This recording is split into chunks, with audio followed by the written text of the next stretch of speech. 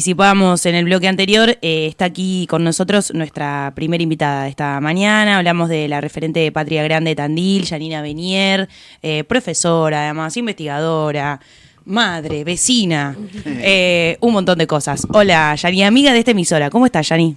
Bueno, muy buenos días, muy bien, vamos a decir muy bien. Ha sido una semana de mucha actividad, de intensa actividad, así que... De recomposición de energías también, ¿no? Exactamente, hay que valorar lo que lo colectivo y la calle a veces nos devuelven energía, así que... Bien, hablando de un tema que nos está sacando energía, nos está chupando vida, pero bueno, haciéndolo público, como es el tema del endeudamiento familiar. Bueno, un poco silencioso además, ¿no? El tema, porque ya, hablábamos algo fuera de aire que era, por ejemplo, uno de los puntos de endeudamiento muchas veces son con plataformas virtuales y eso, bueno, es la intimidad del usuario y su celular, digamos, ¿no? Sí, venimos ahí como estamos hablando, bueno, de poner la deuda en el centro de la discusión, del debate público, político, como de importancia. Hablamos también a veces más por lo bajo de sacar la deuda del closet, claro, digamos, ¿no? Claro. Como realmente en esta configuración que se viene haciendo de un proceso que viene de varios años, o sea, el endeudamiento familiar no es una novedad, pero sí se ha reconfigurado, es decir, décadas incluso de la dictadura a esta parte, ¿no? El endeudamiento tuvo como distintas características, pero en algún momento llegó a ser una forma de capitalización, si se quiere, ¿no? La proyección de un negocio, de un emprendimiento, el endeudarse en una hipoteca o por un auto, digo, como cuestiones que tenían que ver con capitalizar, con un ahorro volcado a un bienestar presente-futuro. Hoy la deuda... En realidad estamos hablando de que es un componente más del ingreso que las familias, con el que las familias no cuentan. Es decir, no es una decisión, sino que es casi una obligación para la subsistencia. Entonces ha cambiado de la pandemia a esta parte, ha cambiado muchísimo la forma en la que nos endeudamos.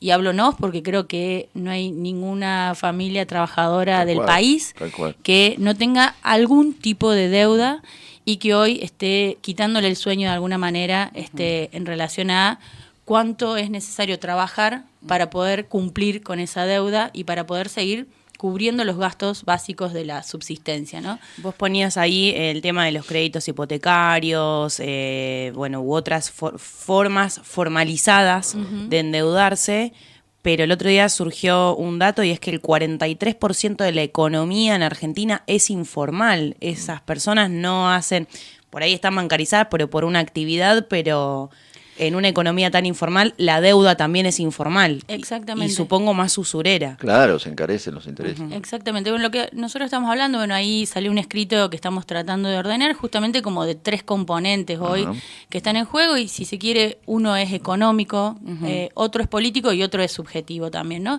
Y en esto de lo económico, sí hablar de que la deuda hoy básicamente crece en base a un congelamiento del salario, ¿no? Claro. O sea, hay un congelamiento, incluso hay un crecimiento de la inflación, aunque no se quiera decir, y ese congelamiento se siente más desde justamente 2023 fines, con la asunción de Milei y una serie de medidas que no solo congelaron el salario mínimo vital y móvil, sino que eliminó paritarias, eliminó la posibilidad de discutir el salario a nivel general. Y siempre hablamos incluso esto, ¿no? Volvemos a hablar del salario formal, lo que si para los trabajadores y las trabajadoras de la economía formal es difícil hoy discutir salario, lo vemos con las universidades, es decir, un docente universitario que trabaja 40 horas semanales cobra menos de $1.000.000, para otros sectores es mucho más difícil la negociación respecto al salario. Entonces hay que hablar del salario para hablar de la deuda. Justamente el endeudamiento hoy no tiene que ver con el capital, o sea, la capitalización de la familia, sino con el consumo.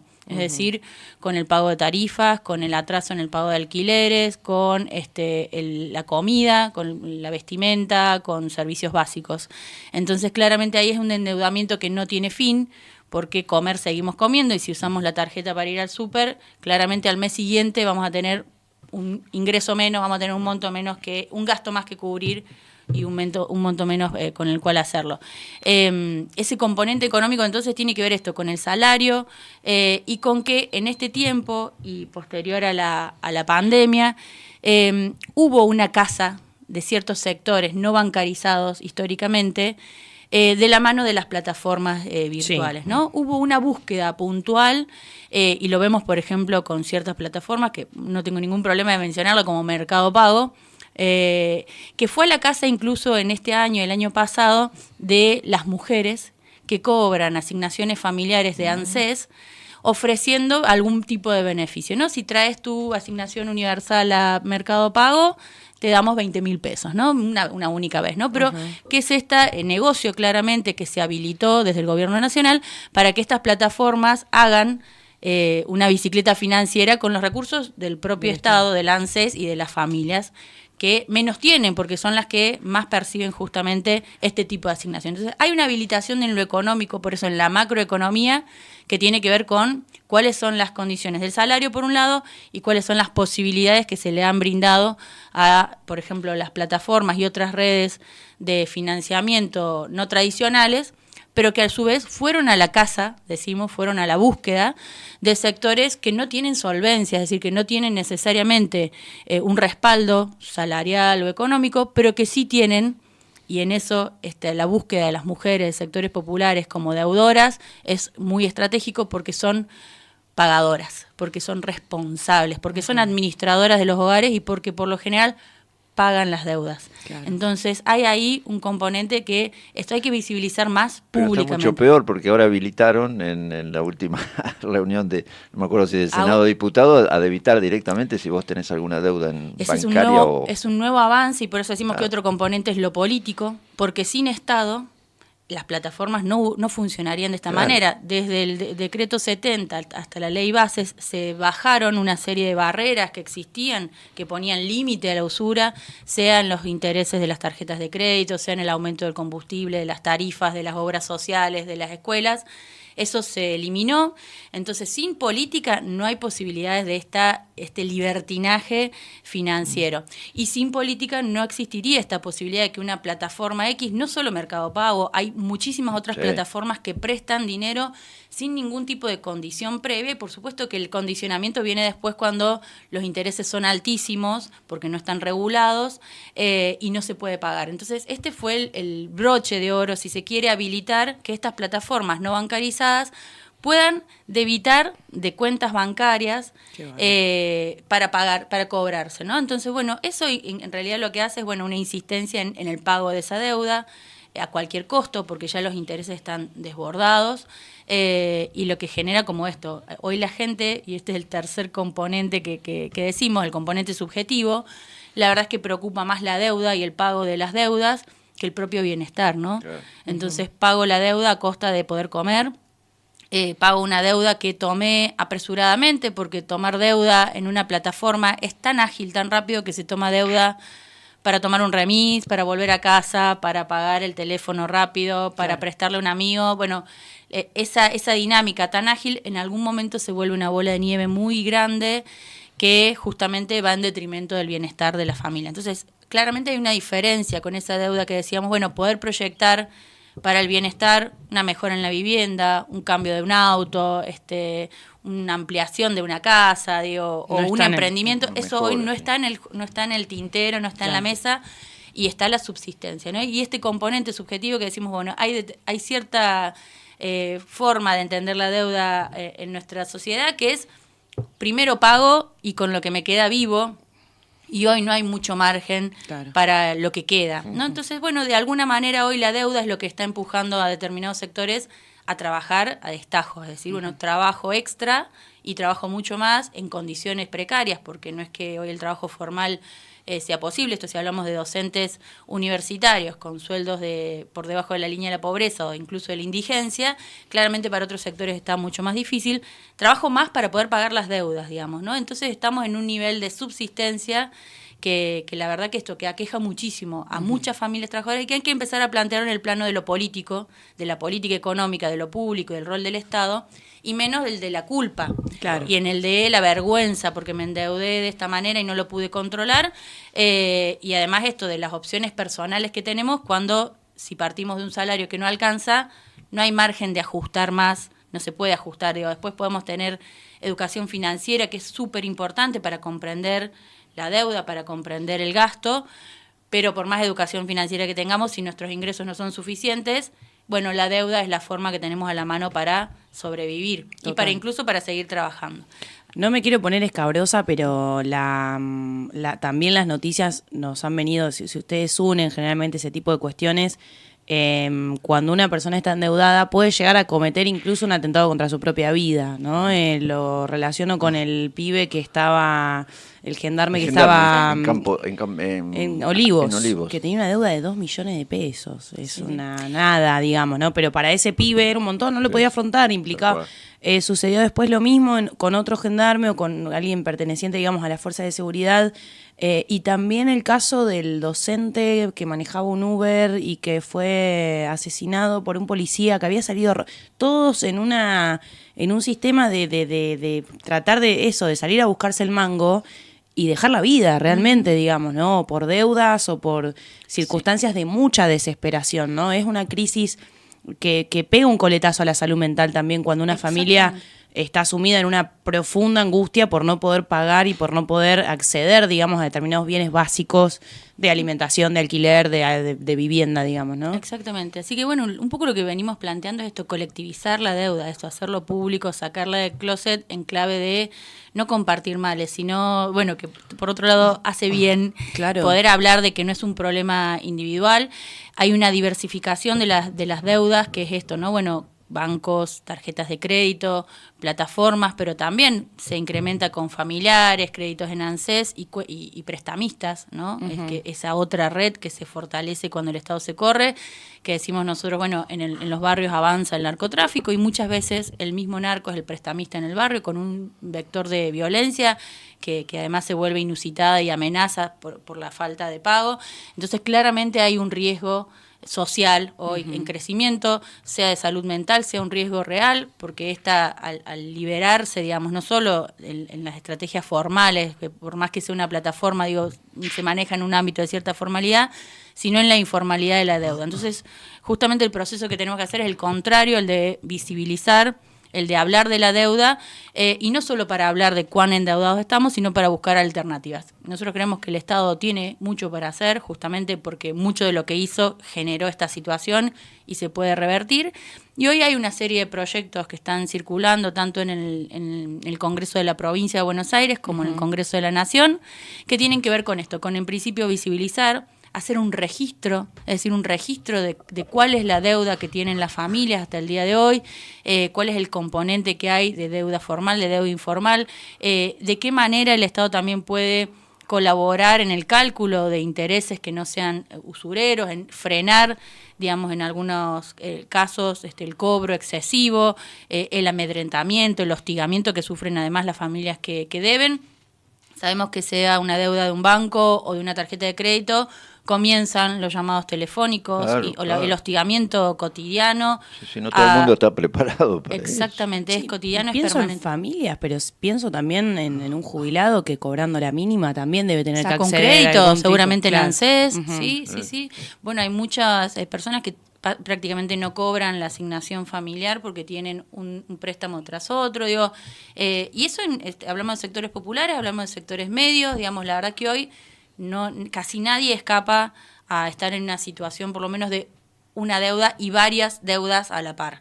Familiares, prestamistas, tarjeta de crédito, digamos, hay como una diversificación importante de ese endeudamiento. Así que bueno, lo que estamos viendo es esto, poder volverlo como un debate público, político. Bien. El endeudamiento familiar no es un problema de administración casera, doméstico, es un problema económico, es un problema político que se generó, por supuesto, y que explotó en la pandemia, pero hubo una serie incluso de medidas en ese tiempo que tuvieron que ver, con, por ejemplo, con evitar o impedir o suspender, por ejemplo, los cortes de luz por falta de pago, y determinadas medidas, los desalojos por falta de pago del alquiler. Digo, hay una serie de medidas que se pueden tomar desde el Estado a nivel local. El termómetro que nosotras tenemos a nivel territorial es de casa de por medio, hay boletas impagas de la luz, hay cortes de la luz, digamos, cortes de luz, se viene un invierno que será como muchos en Tandil fríos. La verdad que ante el costo del gas, de las garrafas, de la leña, la luz es la alternativa más común para calefaccionarse también. Eso eleva muchísimo los consumos con el aumento de tarifas que está vigente y otros que vendrán. La quita de subsidios, además. Y la quita de subsidios, la cuestión de zona fría, también el caso del gas. Bueno, esto, hay que pensar qué va a hacer también a nivel municipal el Estado, qué va a hacer a nivel provincial y a nivel nacional qué se puede hacer. Si la usina va a cortar la luz, sin más, que es un poco lo que viene sucediendo, sin posibilidades de pago, sin tarifa social, sin discutir otro tipo de cuestiones, bueno, va a ser muy difícil la vida y en lo local hay todavía que debatirlo en el ámbito del Consejo Deliberante, en el ámbito del Ejecutivo. Bueno, visibilizar cuál es la situación de las familias tandilenses, que todas son familias que viven de su trabajo. Nadie vive sin trabajar. El problema hoy no es no tener trabajo, bueno, por supuesto que sí sigue siendo el desempleo un problema, sino el exceso de trabajo en condiciones precarias y, sin embargo, la imposibilidad de cubrir los costos de la vida. Así que en esto, bueno, empezar a hablar de estos proyectos que andan circundando, tienen distintas características, algunos hacen énfasis en cómo se llega a esta situación y en la importancia de que el Estado intervenga.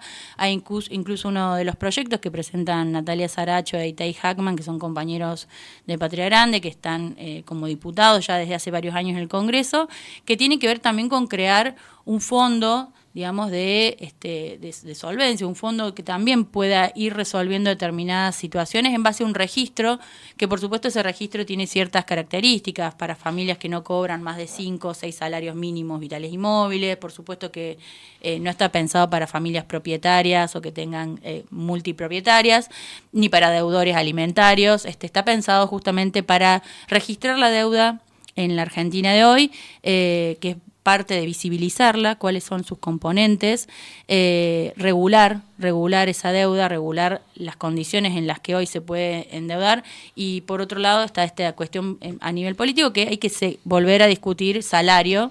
No nos podemos quedar con los números de la inflación y del INDEC. La verdad que hoy, si el salario no cubre los gastos necesarios para cubrir una canasta básica que incluya el alquiler, porque la canasta no incluye el alquiler, bueno, estamos hablando muy en el aire. Así que hay como, bueno, una serie de acciones a empezar a debatir. Y por otro lado, las colectivas, las que podemos hacer a nivel territorial, que estamos ahí organizando a nivel Tandil, que tiene que ver esto con un relevamiento de la deuda, que sume también espacios de asesoramiento para familias endeudadas y de búsqueda, digamos, de opciones también para el desendeudamiento, porque básicamente en muchos casos incluso no comprender el carácter de la deuda también complejiza mucho más la situación. Estamos hablando con jubiladas que tienen deudas en bancos y que tienen embargada su jubilación, algo que es ilegal. Entonces hay un componente también de lo que hoy está sucediendo y la falta de comprensión de hasta dónde llegan, qué derechos tengo y hasta dónde llega el derecho del acreedor de embargar o no una parte de mis ingresos. Bueno, hay que poder hacerlo más público para generar barreras de resistencia, de cuidado también y alertas, ¿no? de mal funcionamiento de, bueno, fundamentalmente bancos privados que están embargando, por ejemplo, jubilaciones mínimas enteras. Entonces, bueno, ahí hay como también cuestiones por hacer a nivel local que tenemos intenciones de amplificar y de vincularnos a otros sectores.